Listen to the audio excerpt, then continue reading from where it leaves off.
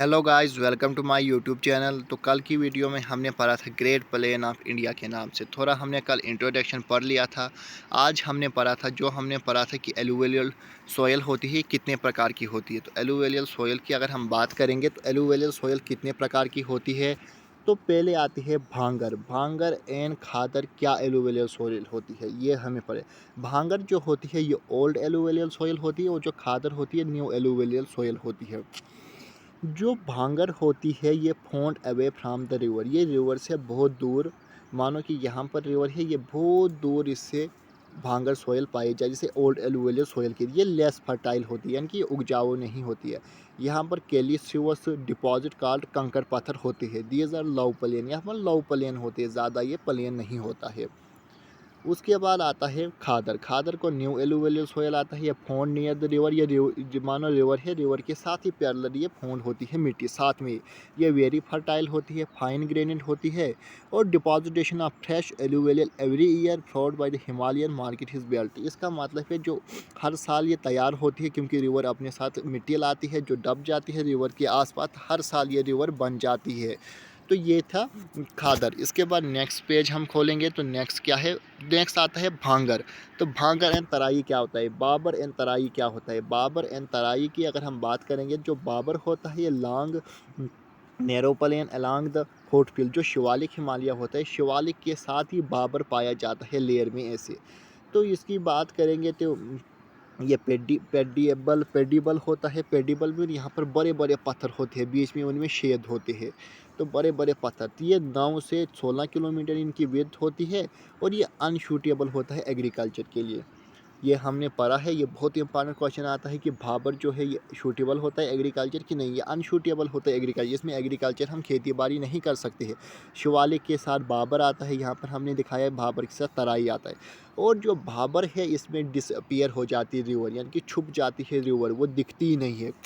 क्यों नहीं दिखती, क्योंकि बड़े पत्थर होते हैं, पानी नीचे चला जाता है और नीचे से वो चलता है। तराई रीजन की बात करें, ये ये बाबर के साथ ही तराई रीजन आता है, जहाँ पर जैसे बाबर के साथ यहाँ पर दिखाया मैप के थ्रू मैंने तराई के साथ। यहाँ पर डेप्थ और कवर्ड विद डेंस फॉरेस्ट, यहाँ पर बहुत ज़्यादा घेरा फॉरेस्ट होता है। ये 20 से 30 किलोमीटर इसकी वेट होती है, ये शूटेबल होता है एग्रीकल्चर के लिए।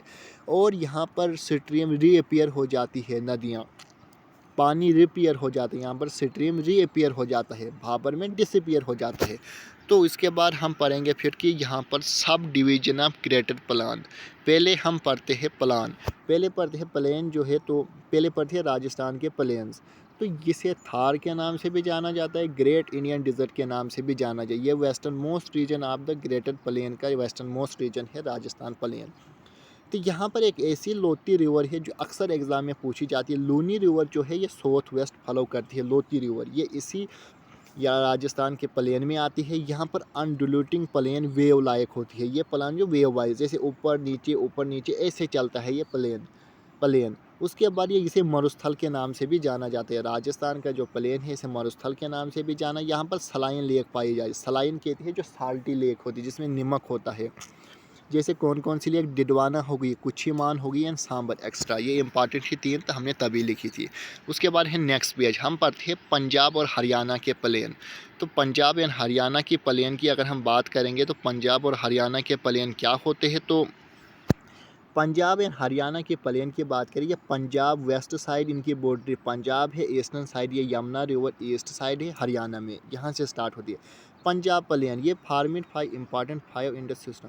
तो ये इंडस जो सिस्टम है ये 5 रिवर से बना है पंजाब के प्लेन।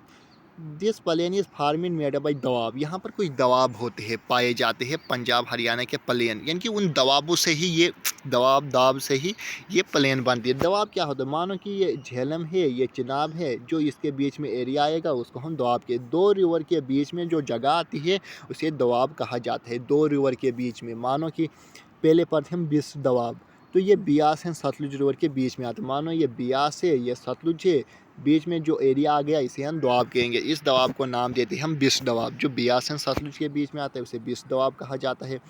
जो बियास एंड रावी के बीच में आता है उसे बड़ी दवाब कहते हैं। जो रवि एंड चिनाब के बीच में आती है उसे रचना दवाब कहते हैं। जो चिनाब एंड झेलम के बीच में आते हैं उसे छई दवाब कहते हैं। जो झेलम एंड इंदस के बीच में आते हैं उसे सिंध सागर दवाब कहते हैं। यहाँ से भी एग्जाम में क्वेश्चन बनते हैं कि बिस्ट दवाब कौन सी दो रिवर के बीच में है, तो आपको लिखना है बियास एंड सतलुज के बीच में। फिर आता है पंजाब जो है, हमने बात करी, इसे स्टेट ऑफ 5 रिवर के नाम से जाना जाता है, लैंड ऑफ 5 वाटर। इसमें झेलम, चिनाब, रावी, बियास, सतलुज। तभी हम पंजाब के पहले द लगाते हैं। पहले हम आर्टिकल द स्टेट से पहले नहीं लगाते, मगर पंजाब एक ऐसी स्टेट है जिसके साथ हम आर्टिकल द लगाते हैं। तो इसकी जो ईस्टर्न बाउंड्री है पंजाब एंड हरियाणा के प्लेन की, दिल्ली अरावली रिज तक, जो माउंटेन रेंज है वहाँ तक। इसका टोटल एरिया कितना है पंजाब एंड हरियाणा के प्लेन में, तो ये 1.75 लाख स्क्वायर किलोमीटर टोटल इसका एरिया है। एवरेज एवेल्यूएशन 250 मीटर है एवरेज एवेल्यूएशन। उसके बाद अगर बात करें, यहाँ पर कुछ इंपॉर्टेंट पॉइंट है नोट करने के लिए। जो ऑनली रिवर जो यमुना एंड सतलुज के बीच में, मानो कि ये यमुना है या सतलुज है, बीच में घाघरा रिवर फ्लो करती है ऐसे, तो इसको कहा जाता है real successor of Sutlej, Saraswati river. यानी कि सरस्वती रिवर का जो ज़्यादा पानी उसको देती है तो उसे कहा जाता है Ghaghara river. Reel successor of Saraswati river कहा जाता है घाघरा रिवर को। उसके बाद पढ़ते हैं पंजाब के प्लान, गंगा के प्लेन। तो गंगा की प्लेन करें तो ये दिल्ली से कलकत्ता तक फैले हैं। मानो ये दिल्ली है, ये कलकत्ता है, यहाँ से यहाँ तक ये फैले हुए हैं। स्टेट कौन कौन कवर करता है गंगा के प्लेन, ये वेरी इंपॉर्टेंट क्वेश्चन। कभी आता है मैचिंग के लिए, जैसे यूपी, बिहार, वेस्ट बंगाल, उत्तराखंड में आता है गंगा का प्लान। उसके बाद the Ganga and its tributary deposit large amount of alluvial make the extensive more fertile. तो इसका मतलब है जो गंगा है इसकी सहायक नदियाँ हैं, ये अपने साथ डिपोजिटेशन करके, इरोजन करके मिट्टी लाती है, जिससे यहाँ पर एलुवियल सोयल आती है हर टाइम।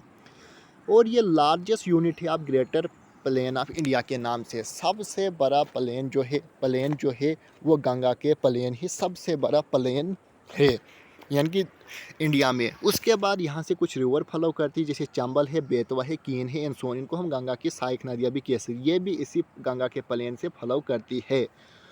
उसके बाद इसका स्लोप कैसा है, स्लोप होता है इसकी ढलान, कहाँ तक है ढलान, यानी कि कहाँ तक है, ईस्ट से लेकर साउथ ईस्ट। ये ईस्ट है, यहाँ नीचे साउथ, और फिर वापस उधरी साउथ ईस्ट, ईस्ट से लेकर साउथ ईस्ट इसकी ढलान है।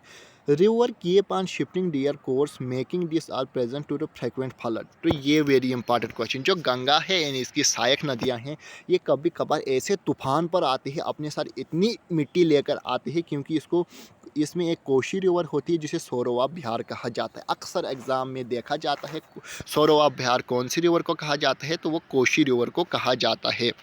उसके बाद आज का है लास्ट बट नॉट लीस्ट, तो हमें पढ़ना है ब्रह्मपुत्र प्लान। तो ब्रह्मपुत्र प्लान नहीं प्लेन। तो जो लव हिल प्लेन होता है फॉर्मेड बाय ब्रह्मपुत्र सिस्टम, तो ये ब्रह्मपुत्र रिवर से ही बना है। इसको आसाम हिमालय और आसाम प्लेन के नाम से भी जाना जाता है। मानो ये ब्रह्मपुत्र प्लेन है, इसकी ईस्टर्न बाउंड्री पूर्वांचल हिल से लगती है, and western boundary India and Bangladesh border तक इसकी वेस्टर्न बाउंड्री लगती है, और लोअर गंगा प्लेन से, मानो कि इंडिया और बांग्लादेश के बॉर्डर से या लोअर प्लेन ऑफ गंगा से स्टार्ट होता है, इसकी वेस्टर्न बाउंड्री है, और ईस्टर्न बाउंड्री से पूर्वांचल हिल तक है। तो आई होप आपको ये मेरी वीडियो समझ आई हो। चैनल को शेयर एंड सब्सक्राइब ज़रूर कीजिए। आओ मिलेंगे हमारे नई एक वीडियो में। तो ये आप पेन और कापी हाथ में रख लीजिए, मेरी वीडियो को पॉज करना और इसके नोट्स ज़रूर बनाना, क्योंकि ये वेरी इंपॉर्टेंट है नोट्स के लिए। तो आज हमने क्या पढ़ा था, हमने पढ़ा प्लेन, भाबर पढ़ा, तराई पढ़ा। ये बहुत इंपॉर्टेंट क्वेश्चन, क्योंकि यहीं से क्वेश्चन बनते हैं एग्जाम में और कहीं से नहीं आते। बट हमें एक बात है, जहाँ से आप पढ़ते हो एक ही यूट्यूब चैनल से आप पढ़ा करो, तो आपको बहुत अच्छा वैसे पता चलता है कि वहाँ से कौन पढ़ा, या तो कहीं और से भी आप पढ़ सकते हो, वैसे जहाँ से आपको समझ आता है। तो हमने यूट्यूब पर प्ले लिस्ट भी बना ली है जोग्राफिया के नाम से, तो आप एक वीडियोज़ देख सकते हो सीरियल वाइज। तो आई होप आपको ये मेरी वीडियो समझ आई होगी। चैनल को शेयर एंड सब्सक्राइब ज़रूर कीजिए।